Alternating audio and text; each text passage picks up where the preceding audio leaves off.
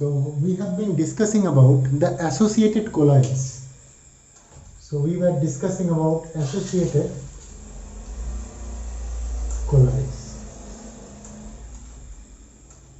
And in associated colloids, we were specifically talking about that those will be the associated colloids in lesser concentration at lesser concentration. They behave as normal electrolyte. But as we have spoken, at higher concentration, they will be coming into the colloidal size. So at higher concentration, they forms colloidal solution. A very good examples is like sodium stearate, C17H35 CO2 Na. This one, what they do is, this one dissociates into stearate ion, that means C17H35 CO2 minus plus Na plus. So it is at lower concentration,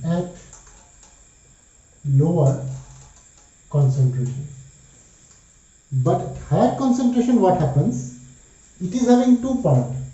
If I write it down, the stearate ion or the sodium stearate, it can be written like CH3, CH2, and it is having 16 times, and it is CO, O minus plus Na plus. But here it will not be dissociated, it will be together. You see this region, this total region, this is called hydrophobic part. This is hydrophobic part.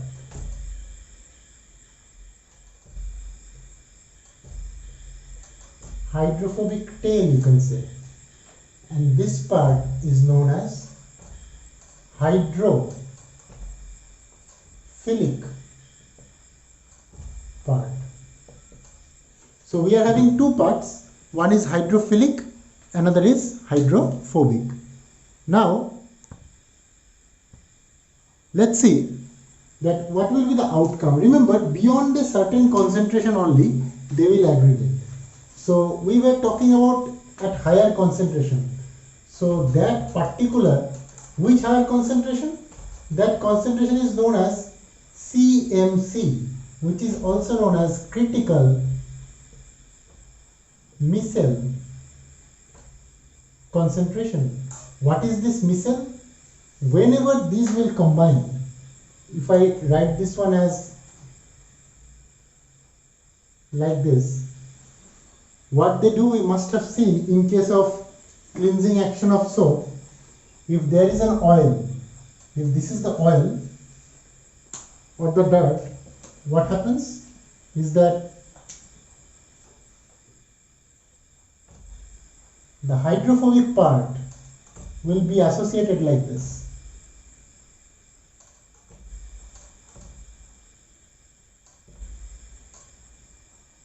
And together it forms a bigger molecule, and then it comes in colloidal range.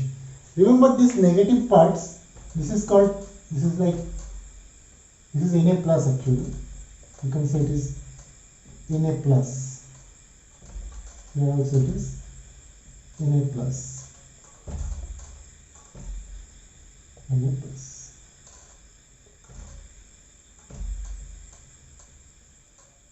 This one also. What does it mean? So this is the oil. It forms a bigger molecule. Now it comes in colloidal range and it will be called associated colloid. So we had discussed about the associated colloid. Now Let us go for the next topic.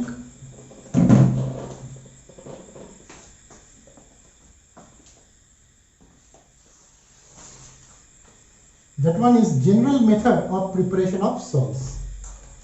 So next one is general method of preparation of salts.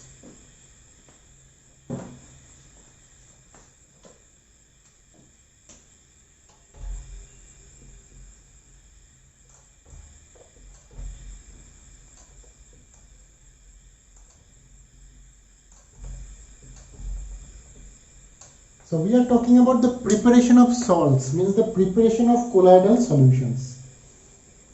Actually, there are two different cases for lyophilic and lyophobic. So first we are going to talk about preparation of lyophilic colloids. First is preparation of lyophilic colloids, or salts you can say.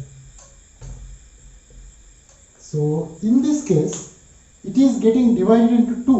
One is condensation method and another is dispersion method. So it is having two types. These two. First one is condensation method. Second one is dispersion method. So these two are there. Now let us see what is a condensation method. So in condensation method, it is the smaller particles of dispersed phase are condensed suitably to be the colloidal size. That means the smaller particles that is present in the dispersed phase. Let me write. Smaller particle of dispersed phase. What they do? The smaller particles of dispersed phase are condensed to form the colloidal size. There are so many chemical reactions also for doing that. Various chemical reaction is there, but I am not going into those details. The processes are like oxidation, you can say oxidation process, you are having reduction process, you are having hydrolysis, you have a double decomposition,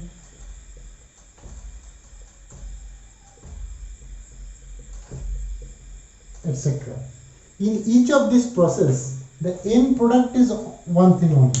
It is the formation of the compound which will be formed by this process will be in colloidal range. That is the main point. So there will be various type of reaction जो कि हम लोग normally भी पढ़ते हैं, लेकिन whatever the product will be formed, that will be in colloidal range. Now let us see on the right hand side the dispersion methods. Here just the opposite. Here what happens? Larger particles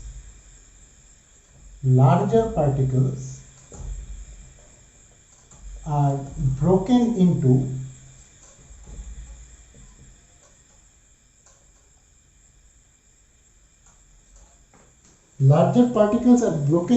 smaller particles. Here also there are various methods. Two of the methods we have to go through. First one is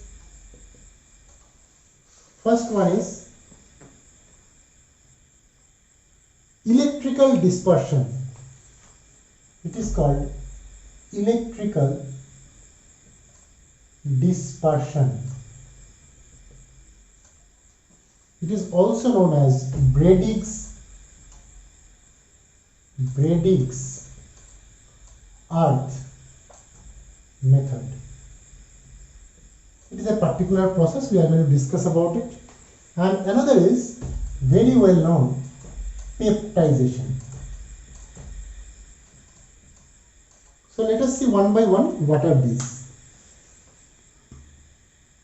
So let us see the Bradig's arc method. This should be arc actually. This one should be arc. Just change it. Should be Bradig's arc, not arc. Bradig's arc method. So I'm writing Bradig's arc method. See, here what happens? This method is for preparing sol as platinum, silver, copper or gold. That means mostly the costly metals. So what we do is, first there will be this kind of setup. Let me draw the setup first.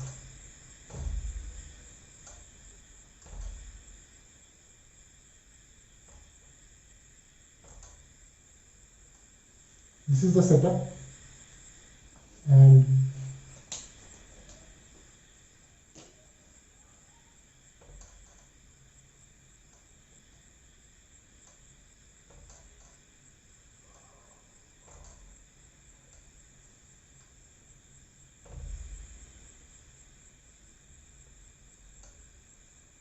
these are the two metallic electrodes. Two metallic electrodes will be installed.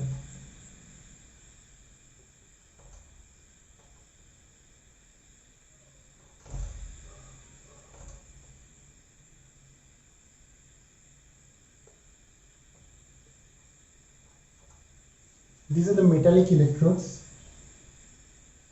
and this is the arc-like situation. You can see this is the arc which we are talking about.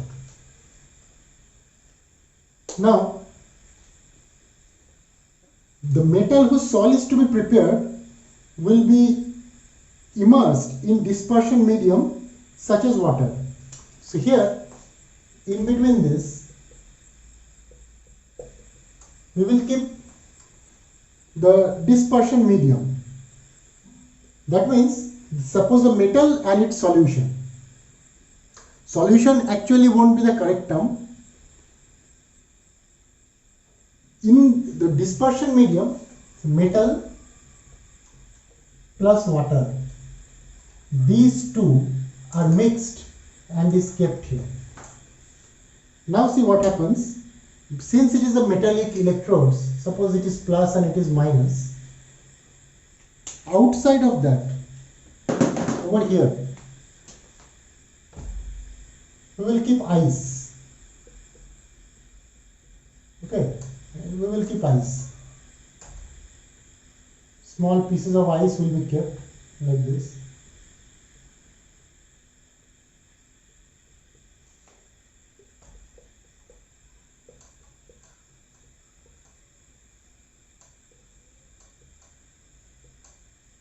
Ice will be kept here.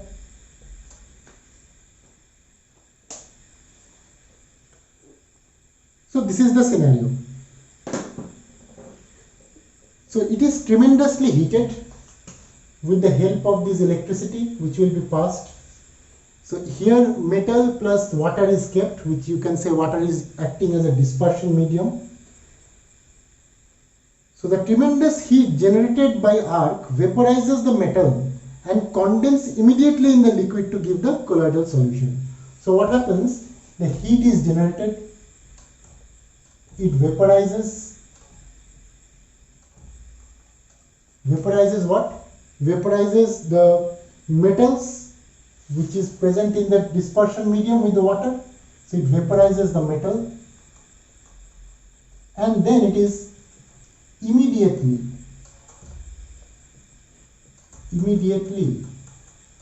condensed. When it is immediately condensed, remember always, when it is immediately condensed, it gives rise to colloidal form. So this is how Bradig's arc method is utilized. Next one is the peptidization. Let us see what it is. So next topic is this one, peptidization.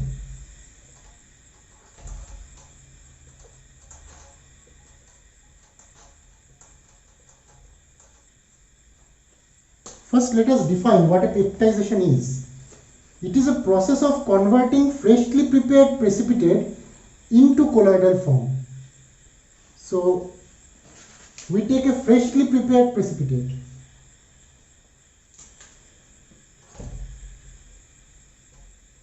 Freshly prepared precipitate we take. Then what we are going to add? We add a suitable electrolyte. So we are adding a suitable electrolyte. Suitable electrolyte. So precipitate is taken, then suitable electrolyte is added, and after the addition of suitable electrolyte, it forms into colloidal solution. Colloidal solution. So this is called the peptidization. One such example is if I take FeOH whole thrice. FeOH whole thrice is the precipitate. Suppose I am writing here. I hope it is written. Take FeOH whole thrice plus I will take Fe3 plus. Needless to say that it is the precipitate and it is the electrolyte. As a result of it, it is going to form a colloidal solution, looks like this. FeOH whole thrice, Fe3 plus. In between I have kept a dot. So this is now the colloidal solution which is formed. I would like to repeat, freshly prepared precipitate we have taken. We are adding a suitable electrolyte to form the colloidal solution. So this is called the method of peptidization. See, the reason is when an electrolyte is added to the freshly prepared precipitate, the suitable ions from the added electrolytes are absorbed by the particles of precipitate. As you know, the charged particle will repel one another and they will form the colloidal solution. So the basic concept between that is we have to take the suitable electrolyte. You must have noticed here there are one cation, one anion which can be dissociated. So we have taken such an electrolyte having the same metal in the cationic form, and that will be absorbed to form this. And obviously what happens is the charged particle present in this, suppose this is the colloid, there will be some charged particle. Charged particle will repel each other, and they will be, after repelling, since they will, Fe3 plus ions present in this colloidal solution will repel each other, so by repulsion it will get bigger in size. Due to the repulsion it occupies more space and it comes into the colloidal range. So these are the methods of the preparation of colloidal solutions which we have gone through. In the next class we are going to see the purification of colloidal solutions.